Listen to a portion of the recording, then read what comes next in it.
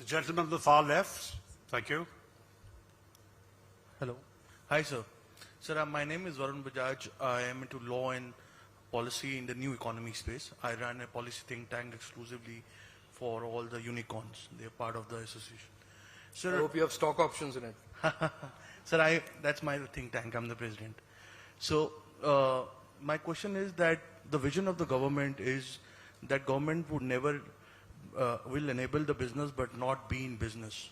But when you talk to all the stakeholders currently, we have seen a UPI success in the fintech space, but there's a counter view which is emerging, that is the government's intent is to control key businesses in the digital economy also. What UPI did to fintech, a lot of fintech startups had to maneuver their business. And I think recently the input which I am getting is clarificatory on similar nature on ONDC, because that's kind of having a framework on goods and services.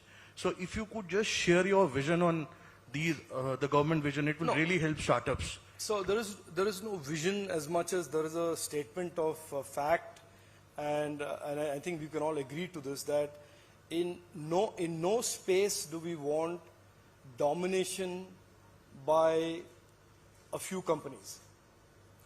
And there are many segments of the digital economy and in the digital space that are uncomfortably dominated by one or two or three big companies whom we in jest refer to as big tech, or in scorn refer to as big tech, depending on the mood of the day or the day of the...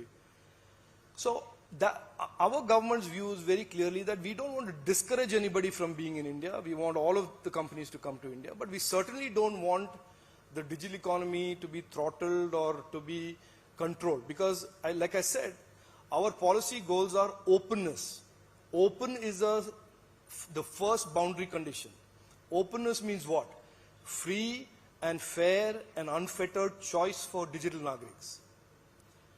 So if it turns out, what is the genesis of ONDC? It turns out that a lot of merchants, a lot of retailers are uncomfortable about the dominance of the one or two players that in the e-commerce space. And so the government has to intervene and come up with ONDC. Similarly, payments were dominated by foreign platforms in the past, and you have seen during the Russia-Ukraine war how weaponization of those platforms can be easily done by countries who choose to do so. So we certainly think it's part of our national sovereignty of the digital economy, that we build in resilience, we build in redundancy, we build in the ability to run these platforms in India and have these access to these platforms and technologies in India. So that is the background to this.